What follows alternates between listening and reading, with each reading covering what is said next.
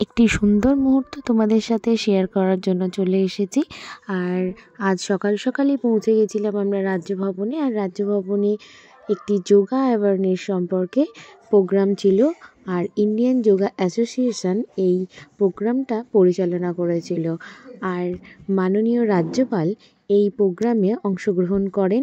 আর আমার মেয়ে শ্রেয়াংশী তার সামনে মানে মাননীয় রাজ্যপালের সামনে যোগা প্রদর্শন করে দেখায়। আমরা সপরিবারে তা এই অনুষ্ঠানে অংশগ্রহণ করি।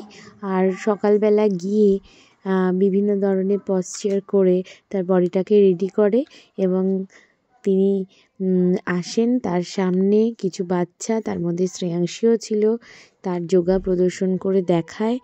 আমরা এই মুহূর্তটা থাকতে পেরে আর এই মুহূর্তটার সাথে আমরা জড়িত হতে পেরে আমরা খুবই নিজেদের সৌভাগ্যবান বলে মনে করছি।